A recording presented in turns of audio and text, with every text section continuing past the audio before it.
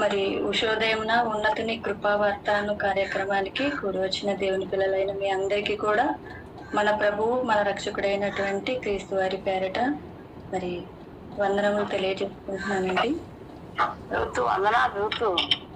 వందనాలు మామ గారు. ప్రార్థనతో ప్రారంభించుకుందామండి. ప్రార్థన చేస్తాను. పరిశుద్ధుడా, ప్రేమ కలిగిన మా కన్న తండ్రి, ఆయన ఈ ఉదయకాల సమయంలో తండ్రి, నాయన మరి మీ యొక్క మాటలు తండ్రి ధ్యానించుకోవడానికి మీరు ఇచ్చినటువంటి ఈ సదవకాశాన్ని బట్టి మీకు వందనాలు తెలియజేసుకుంటున్నాను తండ్రి.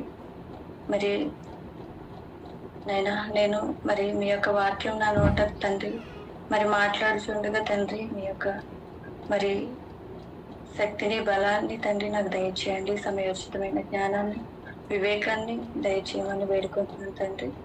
వింటున్న మీ పిల్లలందరికీ కూడా మరి అర్థమయ్యే రీతిలో తండ్రి వివరించగలుగుటకు తగిన జ్ఞానాన్ని నాకు అనుగ్రహిస్తారని వేడుకుంటూ వింటున్న మీ పిల్లలందరినీ కూడా మరి జ్ఞాపకం చేసుకోమని వేడుకుంటూ ఈ ప్రార్థన మా ప్రభువు మా రక్షకుడైనటువంటి క్రీస్తు వారి నామంలో అడిగి వేడుకుంటున్నాను మా కన్న తండ్రి. ఆమేన్.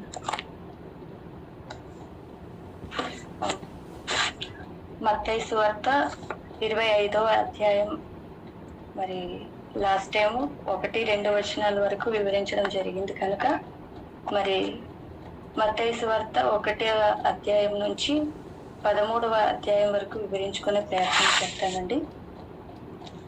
మరి ఈరోజు మరి మనం ఏర్పాటు చేసుకున్నటువంటి మరి పాఠం మత్తయి సువార్త 25వ అధ్యాయంలో మరి ఈ 25వ అధ్యాయం మరియు 24 అధ్యాయాలు రెండు కూడా మరి ఏ ప్రాంతం నుండి యేసుక్రీస్తు వారు ఎక్కడ ఉండి మాట్లాడుతున్నారు అని మనం ఆలోచిస్తే మత్తయి సువార్త 24వ అధ్యాయం 3వ వచనంలో ఉంటుంది. ఆయన ఒలివ కొండ మీద కూర్చుండి ఉన్నప్పుడు శిష్యులు ఆయన ఎత్తుకు ఏకాంతముగా వచ్చి నీ రాకడకు మరియు యుగ సమాప్తికి సూచనలేవి అని అడగటంతో ఈ యొక్క మరి ప్రారంభమవుతుందండి ఈ సంభాషణ అనేది. మరి ఇక్కడ శిష్యులు ఆయన దగ్గరికి వచ్చి ఎక్కడ ఒలివ కొండ మీద యేసుక్రీస్తు వారు కూర్చొని ఉన్నప్పుడు ఏకాంతంగా శిష్యులు ఆయన దగ్గరికి వచ్చి ప్రశ్నలు అడుగుతున్నారనమాట. మీ యొక్క రాకడకు మరి యుగ సమాప్తికి సూచనలు ఏవి అని చెప్పి అడిగినప్పుడు అక్కడతో స్టార్ట్ అయ్యి మరి ఈ మత్తయి సువార్త 25వ అధ్యాయము మరియు 24వ అధ్యాయం ఈ రెండు కూడా మన ప్రభు అయిన యేసుక్రీస్తు వారి యొక్క రెండవ రాకడ గురించి మనం ఏ విధంగా సిద్ధపాటు కలిగి ఉండాలి, మన ఆత్మీయ జీవితం మన ఆధ్యాత్మిక జీవితాలను ఏ విధంగా మెలకువ కలిగి నిరంతరం అప్రమత్తంగా సిద్ధపాటు కలిగి ఉండాలి అనే విషయాన్ని తెలియజేస్తుందండి. మరి ఈ 2 అధ్యాయాలు కూడా మరి యేసుక్రీస్తు వారి యొక్క రెండవ రాకడ, అలాగే మనం ఏ విధంగా సిద్ధపాటు కలిగి ఉండాలి ఆ రెండవ రాకడికి అనే విషయాల్ని నొక్కి చెప్తుంది కనుక ప్రతి ఒక్కరు కూడా మరి చదువుతున్నప్పుడల్లా మరి ఆలోచించాలని కోరుకుంటున్నానండి. మరి అలాగే యేసుక్రీస్తు వారు ఏది చెప్పినా కూడా ఆయన ఎలా బోధించేవారు అని మనం ముందు చదువుకున్నాం. ఎవరికైనా గుర్తుందా? యేసుక్రీస్తు వారు ఏదైనా మాట్లాడినప్పుడు ఆయన ఎలా చెప్పేవారు, ఎలా అని మనం ఆలోచిస్తే మత్తయి సువార్త 13వ అధ్యాయము 34-35 వచనాల్లో మనం చూస్తే మత్తయి సువార్త 13వ అధ్యాయము 34-35 వచనాలు మనం చూస్తే నేను నా నోరు తెరిచి ఉపమాన రీతిగా బోధించదను, లోకము పుట్టినది మొదలుకొని మరుగు చేయబడిన సంగతులను తెలియజెప్పెదను అని ప్రవక్త చెప్పిన మాట నెరవేరినట్లు యేసు ఈ సంగతులన్నిటినీ జనసమూహములకు ఉపమాన రీతిగా చెప్పెను. ఉపమానం లేక వారికి ఏమీ బోధించలేదు. అంటే యేసుక్రీస్తు వారు జనసమూహంతో మాట్లాడినా ఈవెన్ శిష్యులతో మాట్లాడినా కూడా ఆయన ఎలా మాట్లాడేవారంట, ఉపమాన రీతిగా బోధించేవారంట. ఉపమానం లేక ఎక్కడ కూడా ఆయన మాట్లాడినట్టుగా మనకు కనిపించట్లేదు. అంటే యేసుక్రీస్తు వారు బోధలో ఉపమానం ఎందుకు తీసుకుంటున్నారంటే మనకు అర్థం అవ్వాలని. ఈ ప్రకృతిలో ఉన్న వాటి వనరులను మరి ఎగ్జాంపుల్ గా తీసుకుంటూ ఉపమాన రీతిలో బోధించడం, మనకు అవగాహన కావాలని ఆ విధంగా బోధించడం అనేది జరుగుతుంది. అలాగే ఆ రోజు జన సమూహానికి, శిష్యులకి కూడా ఉపమాన రీతిగానే బోధించడం జరిగింది.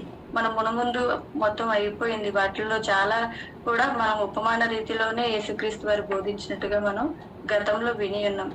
అలాగే ఇప్పుడు ఈ మత్తయి సువార్త 25వ అధ్యాయం కూడా ఉపమాన రీతిగానే బోధించడం జరిగింది. ఇక్కడ ఉపమానం ఏంటి మనం ఆలోచిస్తే, మత్తయి సువార్త 1వ అధ్యాయము నుండి 13 వచనాల వరకు మనం ఆలోచిద్దాం. మరి మత్తయి సువార్త 1వ అధ్యాయం నుంచి 13 వచనాల వరకు మనం ఏ ఉపమానంగా మనం భావించుకోవచ్చు అంటే 10 మంది కన్యకల ఉపమానం అని మనం అనుకోవచ్చు. లేదా 5 బుద్ధిగల కన్యకలు, 5 బుద్ధి లేని కన్యకలు యొక్క ఉపమానం అని కూడా మనం భావించవచ్చు. ఓకేనండి. మరి 10 మంది కన్యకలు ఎలా ఉన్నారు, వారి యొక్క క్యారెక్టర్ ఏంటి, వారి యొక్క సిద్ధపాటు ఏంటి, వారు ఏ విధంగా మరి యేసుక్రీస్తు వారిని ఎదుర్కొనటానికి సిద్ధపడ్డారు అనే విషయాలను ఇక్కడ తెలియజేస్తుందని మనం గ్రహించాలండి. మరి మొదటి వచనం చదువుకుందాం. పరలోక రాజ్యము, మత్తయి సువార్త 25వ అధ్యాయము మొదటి వచనం. పరలోక రాజ్యము తన దివిటీలు పట్టుకొని పెండ్లు కుమారుని ఎదుర్కొనుటకు బయలుదేరిన 10 మంది కన్యకలను పోలి అన్నది. ఇక్కడ పరలోక రాజ్యాన్ని దేనితో పోలుస్తున్నాడు అంటే, ఇక్కడ ఈ వర్ణన ఎలా ఉంటుంది అంటే, వివాహ మహోత్సవం అంటే ఒక వివాహానికి పెండ్లి కుమారుడు వస్తున్నప్పుడు మరి ఏ విధంగా పెండ్లి కుమార్తె సిద్ధపడాలి అని, ఎలా సిద్ధపడి తన యొక్క జీవితాన్ని మరి మార్చుకోవాలి అనే సందర్భాన్ని మనం ఆలోచించుకోవాలి. మరి ఇక్కడ ఒక వివాహం జరుగుతుంది అనుకుందాం. మరి పరలోక రాజ్యము తన దివిటీలు పట్టుకొని పెండ్లి కుమారుని ఎదుర్కొనుటకు బయలుదేరిన 10 మంది కన్యకలను పోలి ఉన్నది. మరి ఈ ఉపమానంలో ఒక వివాహ వేడుక యొక్క వర్ణనతో ప్రారంభమై అక్కడ 10 మంది కన్యకలు వరుడు కోసం ఏ విధంగా సిద్ధపాటు కలిగి వేచి ఉన్నారు అనే దాన్ని వివరిస్తుందండి. మరి వీళ్ళు ఎలా సిద్ధపడ్డారు, ఈ 10 మంది కన్యకలు మరి పెండ్లి కుమారుని ఎదుర్కొనటానికి ఏ విధంగా సిద్ధపడ్డారు అని మనం చూస్తే, 2వ వచనం. వీరిలో 5 బుద్ధి లేని వారు, 5 బుద్ధి గలవారు. వీరి యొక్క క్యారెక్టర్ చెప్తున్నారు. ఈ 10 మంది కన్యకలు ఎలాంటి వారంట? వీరిలో 5 బుద్ధి గలవారంట, 5 బుద్ధి లేని వారంట.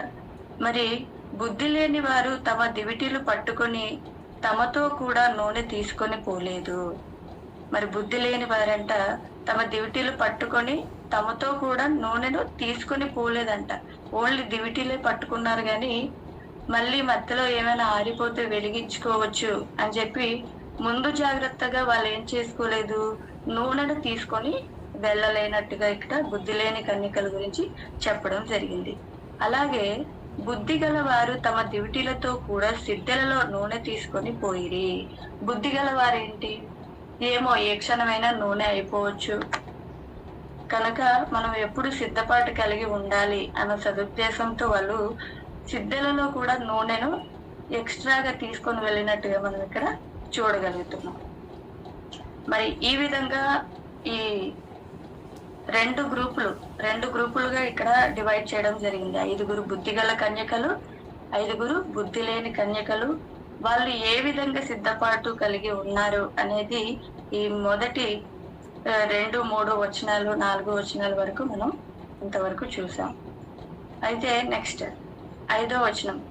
పెండ్లి కుమారుడు ఆలస్యము చేయగా వారందరూ కొనికి నిద్రించుచుండిరి. అంటే ఇప్పుడు దివిటీలు పట్టుకొని బయలుదేరారు కదండి. మరి దివిటీలు పట్టుకొని బయలుదేరారు అంటే అది పగలపూటనా? మరి దివిటీలు పట్టుకొని బయటికి బయలుదేరారు అంటే వాళ్ళు మరి పెళ్లి కుమారుడు వచ్చే సమయం వాళ్ళకి తెలిసినట్టుగా, వాళ్ళకి ఆల్రెడీ సమాచారం ఉన్నట్టుగా మనం ఇక్కడ అర్థం చేసుకోవాలి. ఇలాగా వాళ్ళు దివిటీలు పట్టుకొని రాత్రి పూట కనుక వాళ్ళు బయలుదేరినట్టుగా మనం అర్థం చేసుకోవాలి. పెండ్లి కుమారుడు ఆలస్యం చేయగా వారందరూ కునికి నిద్రించుచుండిరి. అంటే పెళ్లి కుమారుడు ఇంకా రావడానికి ఆలస్యం అవుతుందంట. ఆలస్యం అవుతుంటే మరి వాళ్ళందరూ కూడా రాత్రి సమయం కాబట్టి వాళ్ళకి నిద్ర వచ్చేస్తుంది. అలా వెయిట్ చేసి కుణుకుపాటు తీస్తున్నారు. అలా కుణుకుతూ నిద్రపోతున్నట్టుగా ఇక్కడ మనకి కనిపిస్తుంది. అలాగా మరి వీళ్ళు ఏ టైంలో బయలుదేరారు? ఫర్ ఎగ్జాంపుల్ మనం ఆలోచిస్తే ఒక 6 గంటల నుంచి బయలుదేరి సుమారు రాత్రి 11 గంటల వరకు వెయిట్ చేశారు అనుకుందాం. మరి వెయిట్ చేసిన తర్వాత మిడ్ నైట్ అంటే మనకి 12 గంటలు లేదా 1 గంటలకి మనం మిడ్ నైట్ అనుకుంటాం. సో అలాగా మనం ఇక్కడ 6వ వచనం మనం చూస్తే, అర్ధరాత్రి వేళ ఇదిగో పెళ్లి కుమారుడు అతన్ని ఎదుర్కొన రండి అను కేక వినబడెను. అంటే అర్ధరాత్రి వేళ అంట, ఇదిగో పెండ్లి కుమారుడు అతనిని ఎదుర్కొన రండి అను కేక వినబడిందంట. అంటే ఈ 10 మంది కన్యకలు కూడా మరి వారి యొక్క దివిటీలు పట్టుకొని మరి పెండ్లి కుమారుడిని ఎదుర్కొనటానికి సిద్ధపాటు కలిగి వచ్చి ఇంకా ఆలస్యం అవుతుంది, ఇంకా రాలేదు పెండ్లి కుమారుడు అని చెప్పి వాళ్ళు నిద్రపోతున్న సమయంలో, వాళ్ళు కునుకుపాటు మరి తీస్తున్నటువంటి ఆ సమయంలో అర్ధరాత్రి వేళ ఇదిగో పెండ్లి కుమారుడు అతనిని ఎదుర్కొన రండి అనే ఒక కేక వినబడినట్టుగా ఇక్కడ మనం చూడగలుగుతున్నాం. అంటే పెండ్లి కుమారుడు ఇక్కడ ఆలస్యంగా వస్తున్నాడు కదా అని చాలా మరి నిర్లక్ష్య వైఖరి ఇక్కడ మనకు కనిపిస్తుంది. మరి ఈ 10 మంది కన్యకలు కూడా అక్కడ నిద్రపోయినట్టుగా మనం చూడగలం. నెక్స్ట్ మనం చూస్తే 7వ వచనం, అప్పుడు ఆ కన్యకలందరూ లేచి తమ దివిటీలను చక్కబరిచిరి గాని బుద్ధి లేని ఆ కన్యకలు, మా దివిటీలు ఆరిపోవుచున్నవి గనుక మీ నూనెలో కొంచెము మాకియుడని బుద్ధిగల వారిని అడిగిరి. అయితే ఈ 10 మంది కన్యకలు కూడా నిద్రపోతున్నారు. ఆ టైంలో అర్ధరాత్రి వేళ మిడ్ నైట్ సమయంలో పెండ్లి కుమారుడు వస్తున్నాడని వాళ్ళకి ఒక కేక వినబడగానే వాళ్ళందరూ కూడా అక్కడ లేచి సిద్ధపరచుకుంటున్నారంట వాళ్ళ యొక్క డ్యూటీలు. మరి సిద్ధపరచుకుంటుంటే అక్కడ బుద్ధి లేని కన్యకలు వాళ్ళు ఏం తీసుకొని రాలేదు, ఆల్రెడీ వాళ్ళతో పాటుగా మరి నూనె అనేది తీసుకొని రాలేదు, సిద్ధలలో నూనె అనేది తీసుకొని రాలేదు కనుక వాళ్ళ దగ్గర వాళ్ళ యొక్క దీపాలు ఆరిపోతున్నాయి. అలా ఆరిపోతున్న సందర్భంలో వాళ్ళు బుద్ధిగల కన్యకలను అడుగుతారనమాట, మా దివిటీలు ఆరిపోతున్నాయి గనుక మీ నూనెలో కొంచెం మాకియడని బుద్ధిగల వారిని అడగడం జరిగింది. అందుకు బుద్ధిగల కన్యకలు, మాకును మీకును ఇది చాలదేమో, మీరు అమ్మవారి వద్దకు పోయి కొనుక్కొనుడని చెప్పిరి. అప్పుడు ఈ బుద్ధిగల కన్యకలు ఏమన్నారు, ఇది మీకు మాకు సరిపోదు గనుక మరి మీరు వెళ్ళి మరి అమ్మవారి దగ్గరికి వెళ్ళి కొనుక్కోండి అని చెప్పి చెప్పడం జరిగింది. అయితే ఆల్రెడీ ఇక్కడ పెళ్లి కుమారుడు వచ్చేస్తున్నాడని ఒక కేక ఆల్రెడీ వినబడిపోయింది. వాళ్ళు సిద్ధపాటు లేని టైంలో ఎవరు వచ్చారు? పెళ్లి కుమారుడు వచ్చారు. పెళ్లి కుమారుడు వచ్చిన తర్వాత వాళ్ళ దగ్గర దివిటీలలో నూనె అయిపోయింది. అప్పటికప్పుడు వాళ్ళు ఆ బుద్ధిగల వారికి హెల్ప్ అడుగుతున్నారు, మాకు కొంచెం నూనె ఇవ్వండి, మా డ్యూటీలు ఆరిపోతున్నాయని. కానీ బుద్ధిగల వాళ్ళు ఆల్రెడీ ముందుగా సిద్ధపాటు కలిగి వాళ్ళు అమ్మో మునముందు ఎటువంటి ప్రమాదమైనా ఎదుర్కొనవచ్చు కనుక మనం సిద్ధపాటు కలిగి ఉండాలని వాళ్ళు సిద్ధపడి ఉన్నారు కనుక వాళ్ళు మళ్ళీ వాళ్ళకి ఇచ్చేసారు అనుకోండి, మళ్ళీ వాళ్ళు కూడా మరి సిద్ధపాటు లేని వారిగానే మరి ఉండొచ్చు కనుక వాళ్ళు మీకు మాకు ఇది సరిపోదు కనుక మీరు అమ్మవారి దగ్గరికి వెళ్ళి కొనుక్కోండి అని చెప్పి ఇక్కడ చెప్పడం జరిగింది. అంటే ఇక్కడ మనం ఒక విషయం ఆలోచిద్దాం. అంటే ఇక్కడ పెళ్లి కుమారుడు అంటే ఎవరు? పెళ్లి కుమారుడు ఎవరు అంటే యేసుక్రీస్తు వారు. ప్రకటన గ్రంథం 19వ అధ్యాయము 7వ వచనం ఒకసారి చూద్దామండి. ప్రకటన గ్రంథం 19వ అధ్యాయము 7వ వచనం. అక్కడ 3వ లైన్ నుంచి నేను చదువుతున్నానండి. గొర్రెపిల్ల వివాహోత్సవ సమయమున వచ్చినది. ఆయన భార్య తన్ను తాను సిద్ధపరుచుకొని ఉన్నది గనుక మనము సంతోషపడి ఉత్సాహించి ఆయనను మహిమపరిచిదమని చెప్పగా వింటిని. మరియు ఆమె ధరించుకొనుటకు ప్రకాశములను నిర్మలమునైన సన్నపు నారబట్టలు ఆమెకి ఇయ్యబడును. అవి పరిశుద్ధుల నీతి క్రియలు. అంటే ఇక్కడ గొర్రెపిల్ల యొక్క వివాహ మహోత్సవం. అంటే గొర్రెపిల్ల అంటే ఎవరు? గొర్రెపిల్ల అంటే వధింపబడిన గొర్రెపిల్ల అని ప్రకటన గ్రంథంలో వర్ణించడం జరిగింది. అంటే గొర్రెపిల్ల అంటే ప్రభు అయిన యేసుక్రీస్తు వారు. మరి ప్రభు అయిన యేసుక్రీస్తు వారు వివాహ మహోత్సవం ఎప్పుడు? యేసుక్రీస్తు వారి యొక్క 2వ రాకడలో మరి కన్యకగా మరి పెళ్లి కుమార్తెగా ఎవరు అని మనం అనుకుంటామంటే మరి సంఘం. యేసుక్రీస్తు వారిని తన సొంత రక్షకుడుగా అంగీకరించి మరి వారి యొక్క క్రియలు, నీతి క్రియలని వాళ్ళు జరిగించుకుంటూ మరి యేసుక్రీస్తు వారి 2వ రాకడలో మరి యేసుక్రీస్తుని ఎదుర్కొనుటకు మరి తమ యొక్క పాపాలను ప్రభు అయిన యేసుక్రీస్తు వారి రక్తం ద్వారా కడిగేసుకొని సిద్ధపడిన వారినే మనం ఇక్కడ పెండ్లి కుమార్తెగా మరి వధువు సంఘంగా మనం పోల్చడం అనేది జరుగుతుందండి ఇక్కడ ప్రకటన గ్రంథంలో. కనుక మరి అలాగా సిద్ధపడినట్టుగా ఇక్కడ వివాహ మహోత్సవంలో పెళ్లి కుమారుడు ఎవరు అంటే యేసుక్రీస్తు వారు. అలాగే ఈ మత్తయి సువార్త 25వ అధ్యాయంలో కూడా పెళ్లి కుమారుడు ఎవరు? యేసుక్రీస్తు వారు. మరి యేసుక్రీస్తు వారిని ఎదుర్కొనటానికి మరి ఇవి కన్యకలు ఎలా సిద్ధపట్టు కలిగి ఉన్నారు? మనకి ముందు చదువుకున్నాం. 5 బుద్ధి గల కన్యకలు, 5 బుద్ధి లేని కన్యకలు. అయితే వాళ్ళ యొక్క సిద్ధపాటు చాలా చాలా నిర్లక్ష్యంగా మనకి ఇక్కడ ఒక 5 గురించి మనకి కనబడింది. అయితే మనం ఇక్కడ ఆలోచించదగ్గ విషయం ఏంటంటే మరి యేసుక్రీస్తు వారు ఏ టైంలో వస్తారో, 2వ రాకడలో ఏ టైంలో, మరి ఆయన అర్ధరాత్రి రావచ్చు, పగలు రావచ్చు, మరి నువ్వు నిద్రపోతున్న టైంలో రావచ్చు.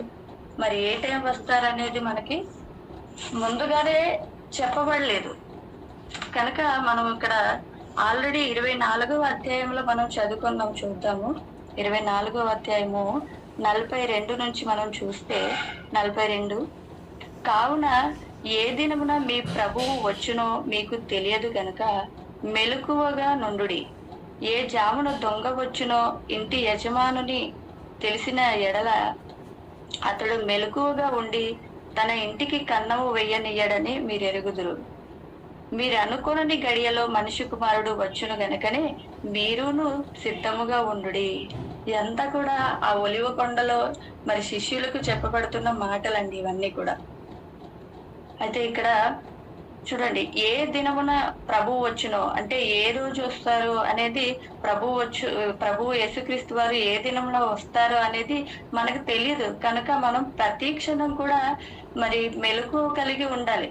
కానీ ఇక్కడ బుద్ధి గల కన్యకలు, బుద్ధి లేని కన్యకల గురించి ఆలోచిస్తే ఇంకా పెళ్లి కుమార్ రాలేదు కదా అని వాళ్ళు ఏంటంటే నిర్లక్ష్య వైఖరితో నిద్రపోవడం అనేది జరిగింది.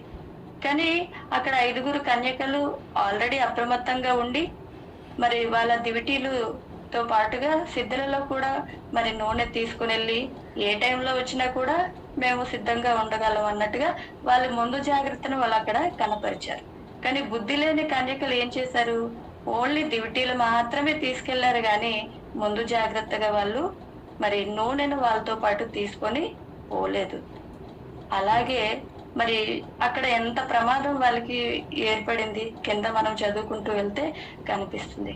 కనుక యేసుక్రీస్తు వారు ఏ టైంలో వస్తారు, ఎప్పుడు వస్తారు అనేది మరి తెలీదు.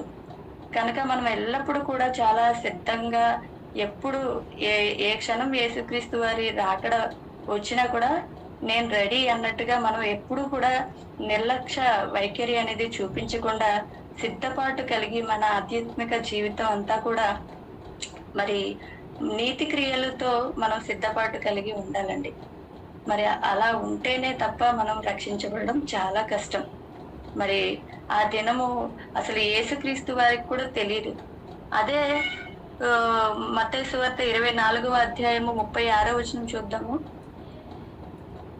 24 మత్తయి సువార్త 36. అయితే ఆ దినమును గూర్చియు ఆ గడియను గూర్చియు తండ్రి మాత్రమే ఎరుగును గాని ఏ మనుషుడైనను పరలోకమందలి దూతలైనను కుమారుడైనను ఎరుగరు.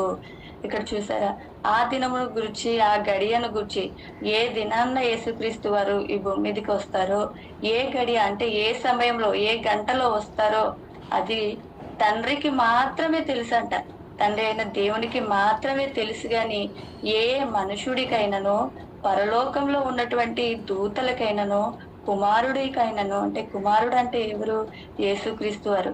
యేసుక్రీస్తు వారే ఈ భూమి మీదకి రెండవ రాకడలో రాబోతున్నారు. అయినప్పటికీ యేసుక్రీస్తు వారికి కూడా ఇక్కడ ఏ టైంలో ఏ గడియలో వెళ్ళాలి అన్న విషయం యేసుక్రీస్తు వారికే తెలియదు అన్నప్పుడు మనం ఎంత అప్రమత్తంగా ఉండాలండి, ఎంత జాగ్రత్తగా ఉండాలి.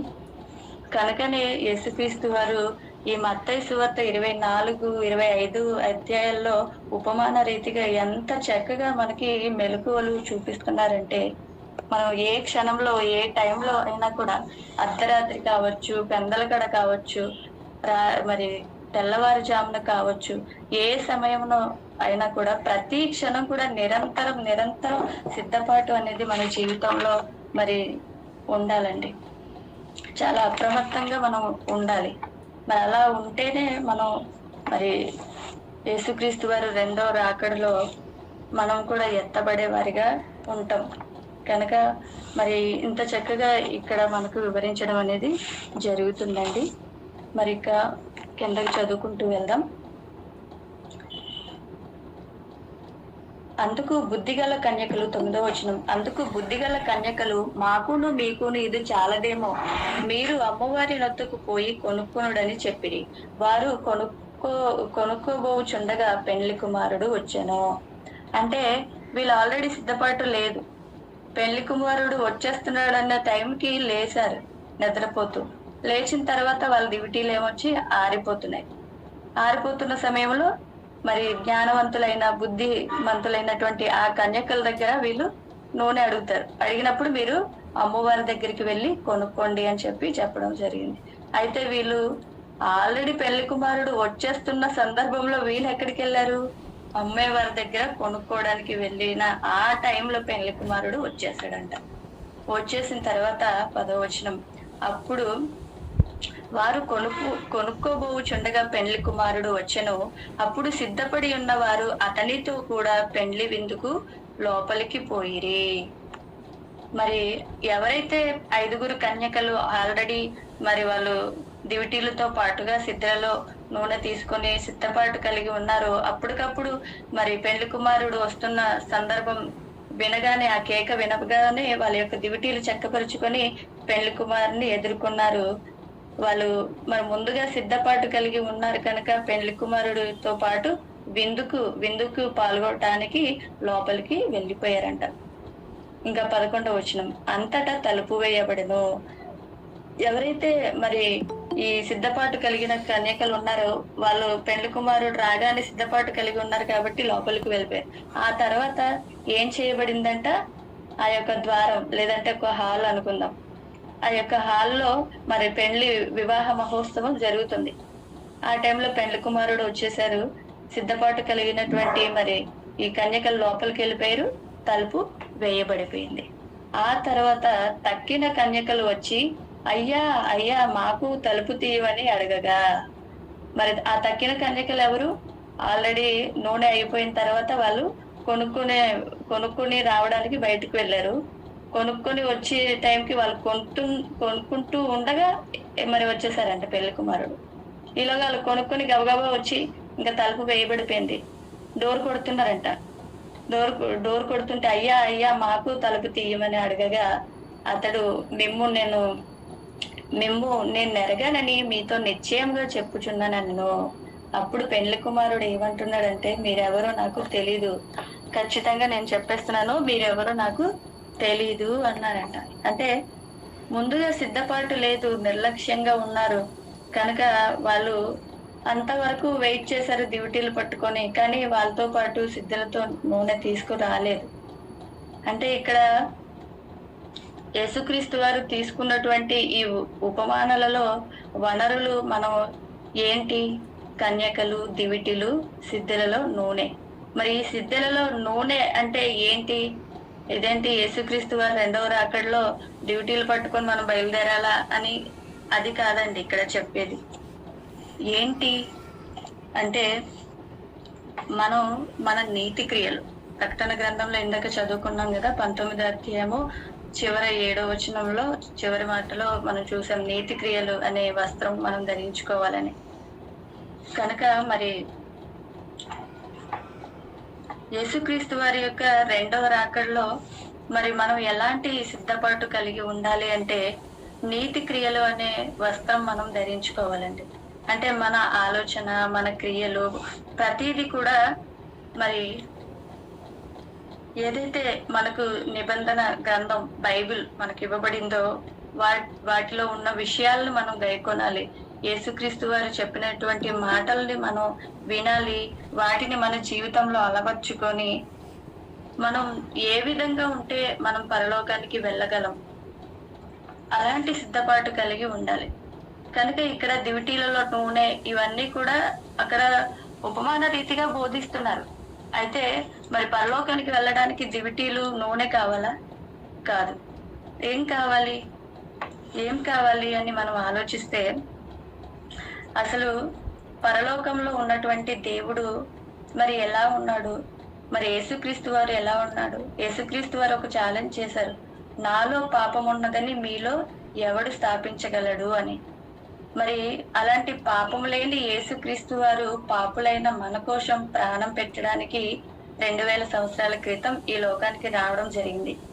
వచ్చిన తర్వాత మరి ఎవరైతే ఆయనను తన సొంత రక్షకుడుగా అంగీకరించి బాప్తిసం తీసుకొని మరి క్రైస్తవులుగా, పరిశుద్ధులుగా కొనసాగుతున్నారో వాళ్ళకు సిద్ధపడి ఉండవలసిన విషయాలు ఇక్కడ చెప్పడం జరిగింది. మనం క్రైస్తవులు అయినప్పటికీ, క్రీస్తును నమ్మినప్పటికీ, మరి విశ్వాసులుగా కొనసాగుతున్నప్పటికీ కూడా మనం పరలోకానికి వెళ్ళాలంటే ఇంకా చాలా చాలా నేర్చుకోవాలి, చాలా సిద్ధపాటు కలిగి మన హృదయాలని మార్చుకోవాలి. క్రైస్తవ్యంలోనికి వచ్చేసాం కదా, క్రీస్తును నమ్మేశాం కదా, కనుక మేము పరలోకానికి వెళ్ళిపోతామని చాలా మంది క్రైస్తవులు బయట మరి చాలా పొరపాటు పడుతున్నారు. కానీ మరి ఎలా వాళ్ళ యొక్క హృదయం ఉండాలి, వాళ్ళ యొక్క ఆలోచన తీరు, వారి యొక్క ప్రవర్తన ఎలా ఉండాలి అనేది కూడా బైబిల్లో చెప్పబడింది. యేసుక్రీస్తు వారిలోకి వచ్చాక బాప్తిసం తీసుకున్న తర్వాత. కనుక ఒకసారి మత్తయి సువార్త 5వ అధ్యాయం 8వ వచనం చదివి వినిపిస్తానండి. ఒక 3-4 వచనాలు చూపించి ముగించేస్తానండి. మత్తయి సువార్త 5వ అధ్యాయము 8వ వచనంలో ఆ ఒక్కలైనా చూసుకుందామండి. హృదయ శుద్ధి గల వారు ధన్యులు, వారు దేవునిని చూచెదరు. అంటే హృదయం శుద్ధిగా ఉండాలంట. మన యొక్క హృదయం చాలా శుద్ధిగా ఉండాలి. శుద్ధిగా ఉన్నప్పుడే మనం దేవుణ్ణి చూడగలం. ఎందుకు అంటే మరి పరలోకంలో ఉన్నటువంటి దేవుడు పరిశుద్ధుడుగా ఉన్నాడు, ఆయనలో ఏ పాపము లేదు, పరిశుద్ధుడుగా ఉన్నాడు. కనుక మరి పరిశుద్ధుడైన దేవుడి చెంతకు మనం చేరాలి అంటే మనకు కావాల్సిందేంటి? పరిశుద్ధత. మన జీవితంలో పరిశుద్ధత అనేది కావాలి. మరి ఆ పరిశుద్ధతని ఇవ్వడానికి ఎవరు వచ్చారు ఈ లోకానికి? ఇదిగో ఇంతవరకు మనం మాట్లాడుకున్నాం కదా, పెండ్లి కుమారుడుగా ఇక్కడ వర్ణించి చెప్పడం జరిగింది. మరి పెండ్లి కుమారుడుగా యేసుక్రీస్తు వారు రెండవ రాకడలో రాబోతున్నారు. ఆల్రెడీ మొదటి రాకడలో వచ్చి మనకి క్షమాను మరి అనే భిక్షను మనకి ఆయన కృప ద్వారా, ఆయన దయా దాక్షిణ్యం ద్వారా మనకు అనుగ్రహించబడింది. మరి అది పొందుకున్న మనం చివరి రెండవ రాకడ వరకు కూడా, యేసుక్రీస్తు రెండవ రాకటి వరకు కూడా మనం సిద్ధపాటు కలిగి ఉండాలి. ఓకే, యేసుక్రీస్తు వారు రెండో రాకడ కదా, ఎప్పుడో వస్తుంది కదా, అప్పుడు వరకు మేము ఇంకా ఉంటామాలే, ఈ యొక్క మరి ఉగ్రతలన్నిటికీ ఎదురయ్యేటువంటి మరి పరిణామాలన్నిటికీ మేము కాదులే, మేము వాటిని ఎదుర్కోములే, ఈ లోపు మేము చచ్చిపోతాంలే, యేసుక్రీస్తు వారు ఇంకా వచ్చేలోపు మేము చచ్చిపోతాంలే అని అనుకుంటాం. నా చిన్నప్పుడు కూడా నేను ఈ మత్తయి సువార్త 24వ అధ్యాయం 25వ వచనం గురించి విన్నప్పుడు, అమ్మో ఇలాంటి ప్రమాదకర పరిస్థితులు ఎదురవుతాయా యేసుక్రీస్తు రెండో రాకడలో, అయితే యేసుక్రీస్తు రెండో రాకడలో ఆయన రాకముందనే ముందు చచ్చిపోవాలి అని అనుకునేదాన్ని. అంటే అప్పుడు చిన్ననాటి మనస్తత్వం కాబట్టి అంత జ్ఞానోపదేశం మనకు లేదు కనుక అప్పుడు అలా అనుకునేవారు. అంటే యేసుక్రీస్తు వారి రాకడ ఆలస్యం కావచ్చు, కానీ మన పోకడ ఎప్పుడు ఉంటుందో మనకు తెలీదు, మనం ఎప్పుడు చనిపోతామో మనకు తెలీదు. కనుక యేసుక్రీస్తు వారు వచ్చిన తర్వాత ఈ శ్రమలు ఉంటుందని కాదు, యేసుక్రీస్తు వారు వచ్చిన తర్వాత మనం సిద్ధపాటు లేకుండా చనిపోయినా, లేక యేసుక్రీస్తు వారు రాకుండా మనం బ్రతికున్నప్పుడు ఈ మధ్యలోనే చనిపోయినా కూడా మన హృదయం అనేది శుద్ధిగా లేకపోతే, పరిశుద్ధంగా లేకపోతే మనం ఎక్కడికి వెళ్ళిపోతాం? నిత్యాగ్ని దండలకు వెళ్ళిపోతాం. కనుక యేసుక్రీస్తు వారు రాకముందే నేను చచ్చిపోతాంలే అని ఆ చిన్ననాటి మనస్తత్వాల్లో అప్పుడు మాట్లాడుకునేవారు. కానీ ఏ క్షణం చచ్చిపోయినా, ముందు చచ్చిపోయినా వెనక చచ్చిపోయినా, మన క్రియలు అనేది చాలా చాలా పరిశుద్ధంగా మన జీవితం అనేది ఉండాలి. అప్పుడే మనం దేవుని చెంతకు వెళ్ళడానికి అర్హులవుతాం. ఇదిగో బుద్ధిగల కన్యకల వలె మరి పెండ్లి కుమారుడు యేసుక్రీస్తు వారు రెండవ రాకడలో ఆయనతో పాటు కూడా ఎదుర్కొని మరి దేవుని యొక్క చెంతకు వెళ్ళడానికి మనం సిద్ధపాటు కలిగి ఉండేవారిగా ఉండగలుగుతాం. కనుక మరి ఎలాంటి సిద్ధపాటు కలిగి ఉండాలి, మనలో elanti హృదయం ఉండాలి అనే ఒక మరి మనం ఖచ్చితమైన ఒక స్పష్టతలోకి ఆలోచించుకునే ప్రయత్నం చేద్దామండి. అపోస్తులుడైన పౌలు రాసినటువంటి హెబ్రీయులకు రాసిన పత్రిక 12వ అధ్యాయము 14, 15, 16. హెబ్రీయులకు రాసిన పత్రిక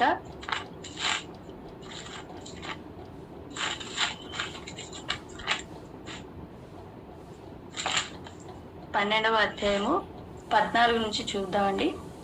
అందరితో సమాధానమును పరిశుద్ధతయు కలిగి ఉండుటకు ప్రయత్నించుడి. పరిశుద్ధత లేకుండా ఎవడును ప్రభువును చూడడు. అందరితో మనం ఎలా ఉండాలంట? సమాధానము కలిగి ఉండాలి.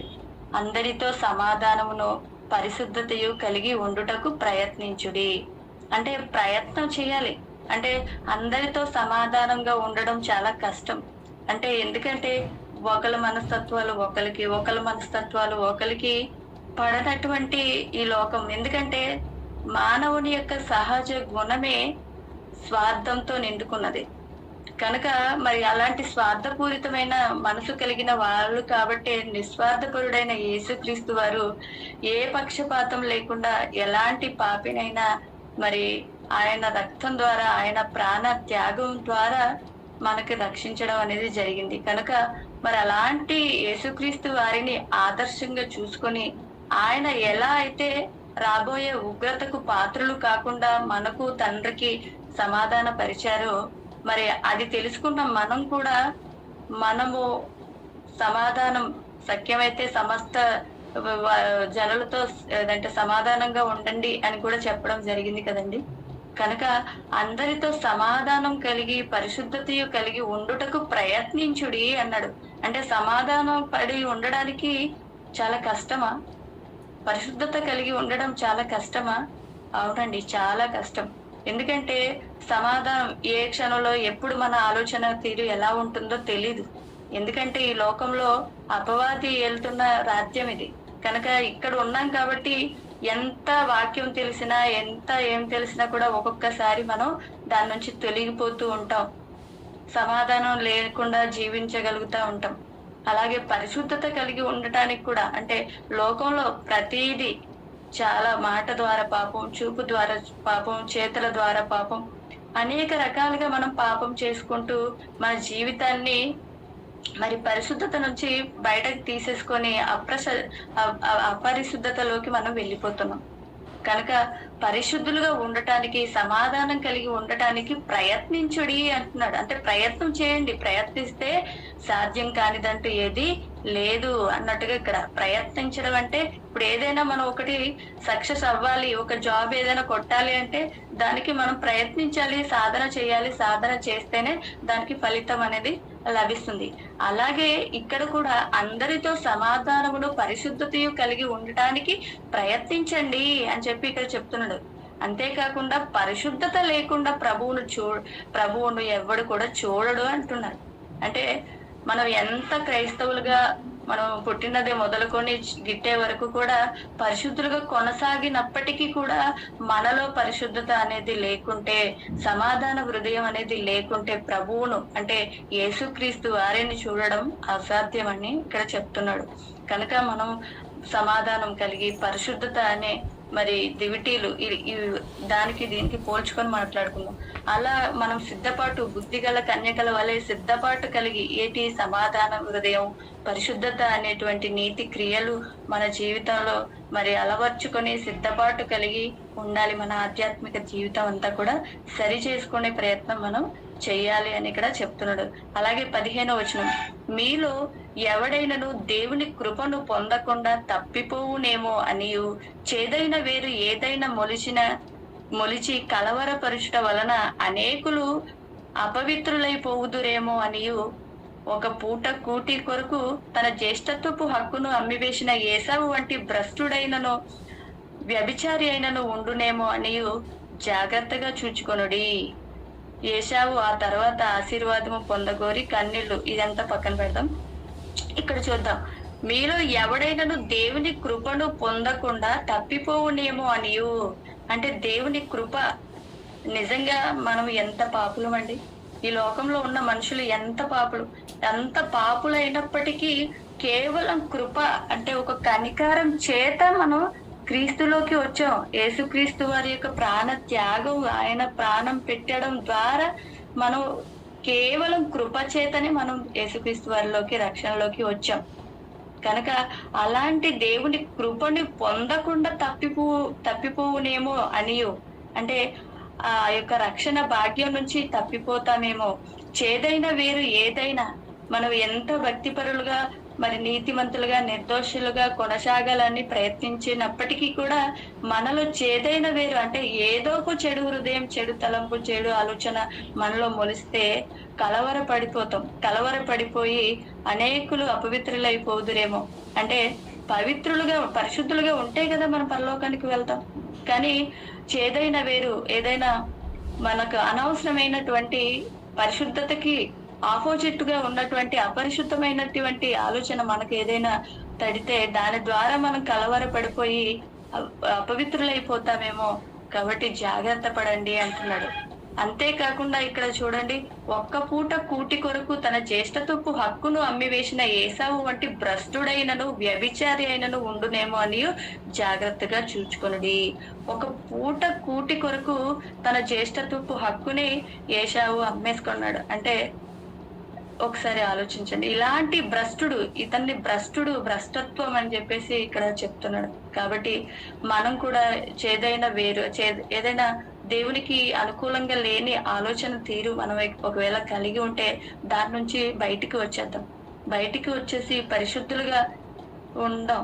అంతేగాని భ్రష్టులుగా అపవిత్రులుగా మనం మారిపోవటానికి ఏ విషయంలో కూడా అపవాదికి మనం చోటు ఇవ్వకుండా జాగ్రత్త పడాలి. అలా జాగ్రత్త పడుతూ మన హృదయాన్ని పరిశుద్ధులుగా మనం కొనసాగుతూ పరిశుద్ధత మన జీవితంలో మరి అలవర్చుకుంటూ ఉంటేనే మనం దేవుని యొక్క చెంతకు, అలాగే యేసుక్రీస్తు వారి 2వ రాకడలో కూడా మనం లేపబడి ఆయన్ని ఎదుర్కొనడానికి వెళ్ళడానికి అర్హత సాధిస్తాం. లేదు అనుకుంటే చాలా ప్రమాదంలో విడిచిపెట్టబడతామండి.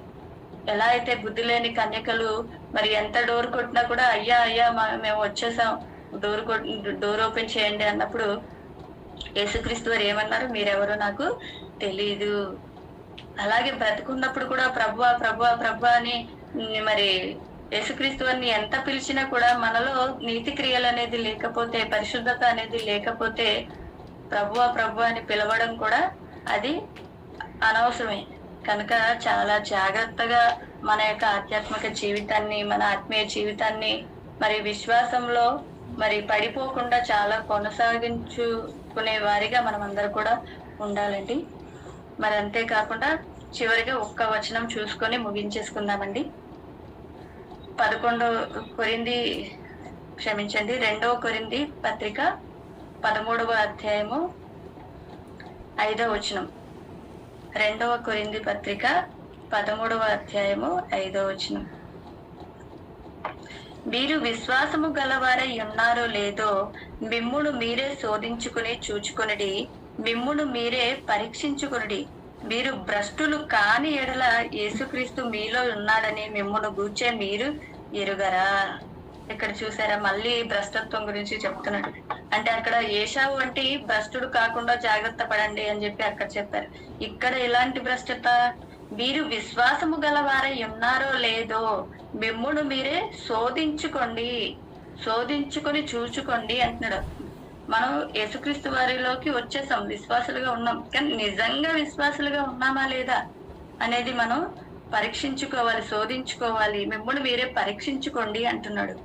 మీరు భ్రష్టులు కాని ఎడలా అంటే అక్కడ ఏసావు ఏం చేశాడు? ఒక్క పూట కూటి కొరకు, కూర కొరకు, జస్ట్ చిక్కుడుకాయ కూర కొరకు తన యొక్క జ్యేష్ఠత్వపు హక్కుని వదిలేసుకున్నటువంటి భ్రష్టుడుగా ఆయన అక్కడ పిలువబడ్డాడు. అయితే ఇక్కడ ఏంటి, మనం విశ్వాసం లేకుండా ఉంటే ఏముంటదంట? మనలో భ్రష్టత్వం ఉంటది.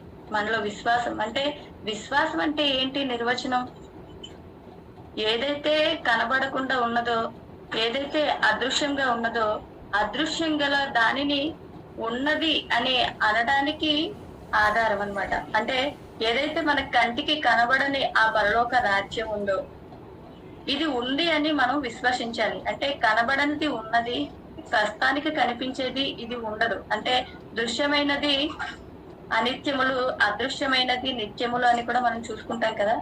కనుక ఈ విశ్వాసం అంటే ఏంటి అంటే చూడని దానిని నమ్మటం. అంటే మన క్రైస్తవులుగా మనం అందరికీ కూడా ఏ నిరీక్షణ ఉంది?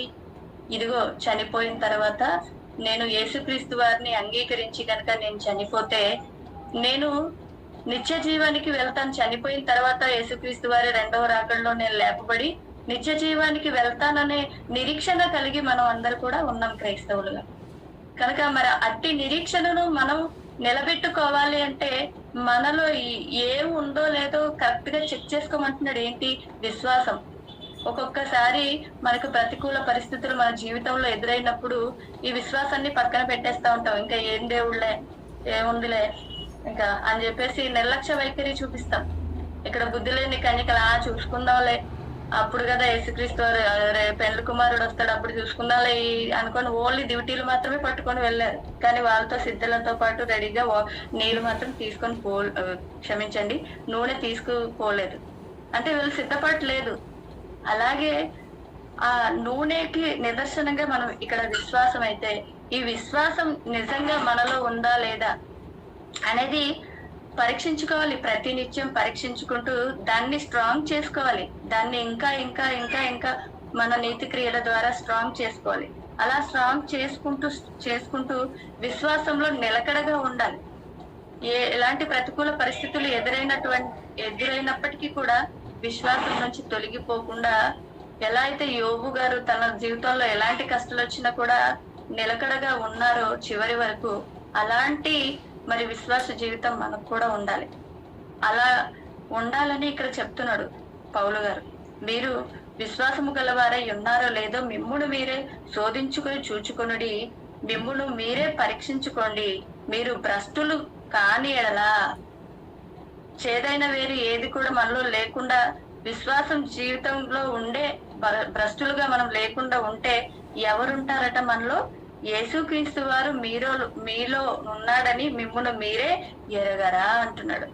అంటే మనలో విశ్వాస జీవితం అనేది ఖచ్చితంగా ఉంటే ఎటువంటి భ్రష్టత్వం లేకుండా ఉంటది. అప్పుడు మనలో ఎవరుంటారు?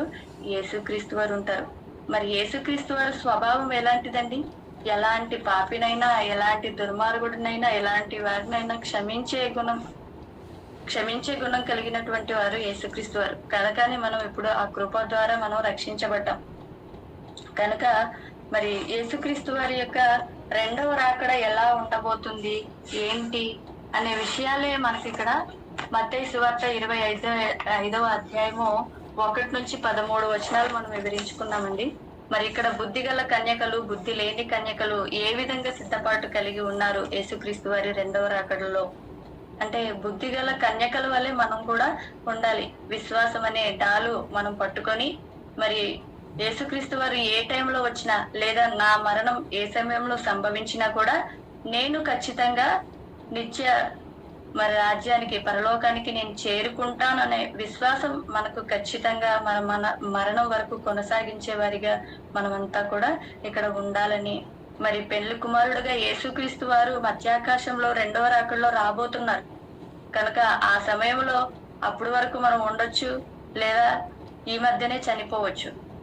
కనుక ఏ క్షణం యేసుక్రీస్తు వారు రాకడో మనకి వస్తుందో తెలీదు కనుక మన పోకడ అనేది ఒకటి ఉంది కదా, అది కూడా మనకు తెలియదు. కనుక గ్యారంటీ లేని విషయాల్లో మనం చాలా అప్రమత్తంగా ఉండాలి. కనుక మరి చాలా అప్రమత్తంగా మన ఆత్మీయ జీవితంలో మనం చాలా జాగ్రత్తగా మెలకువ కలిగి మనం ఎప్పుడు చనిపోయినా కూడా నేను రెడీ యేసుక్రీస్తు వారి దగ్గరికి వెళ్ళడానికి, తండ్రి అయిన దేవుడి చెంతకు వెళ్ళడానికి నేను రెడీ అన్న సిద్ధపాటు కలిగి మనమంతా ఉండాలని ఇదిగో యేసుక్రీస్తు వారు ఆ యొక్క ఒలివ కొండ దగ్గర శిష్యులకు ఏదైతే చెబుతున్నారో మరి జాగ్రత్తలు, ఆ జాగ్రత్త ఈరోజు మరి ఈ జీవ గ్రంథంలో రాయబడడం చేత, మరి పరిశుద్ధ గ్రంథంలో రాయబడడం చేత మనం కూడా ఈరోజు ధ్యానించుకొని జాగ్రత్త పడే సూచనలు చదువుకొని ఉన్నాం కనుక మరి అప్రమత్తంగా మన యొక్క ఆత్మీయ జీవితాలని చాలా జాగ్రత్తగా కొనసాగించుకుంటూ చివరి వరకు మనం మరణం వరకు నమ్మకంగా ఉండి మన ఆత్మల్ని మనం కాపాడుకునే ప్రయత్నం మనమంతా కూడా చేయాలని, బుద్ధి లేని కన్యకల వలె అప్రమత్తంగా ఉండి మరి వెలుపటి మరి అగ్నిలో పడవేయబడేవారిగా మనం ఉండకుండా యేసుక్రీస్తు వారితో పాటు కూడా విందుకు అంటే పరలోక రాజ్యంలో యేసుక్రీస్తు వారితో పాటు కూడా కొనిపోబడేవారిగా మనం అందరూ కూడా ఉండాలని మరి తెలియజేస్తూ మరి నా మాటలు ముగిస్తున్నానండి. ఇంతవరకు మత్తయి సువార్త 25వ అధ్యాయము 1వ వచనం నుంచి మరి 13వ వచనాల వరకు ఉపమానం ఏమిటి, 10 మంది బుద్ధి గల కన్యకలు, బుద్ధి లేని కన్యకలు గూర్చినటువంటి ఉపమానం ఇంతవరకు మాట్లాడుకున్నాం కనుక మరి ఏమైనా మీకు అర్థం కాకపోతే తర్వాత నా నెంబర్కి కాల్ చేసి మరి అడగవచ్చు. ఇంతవరకు ఓపికగా విన్న మీ అందరికీ కూడా మన ప్రభు రక్షకుడైనటువంటి క్రీస్తు వారి నామంలో మరి నా యొక్క శుభములు, వందనాలు తెలియజేసుకుంటున్నానండి. మరి ఈ సమయాన్ని అధ్యక్షుల వారికి అప్పగిస్తున్నాను. Thank you.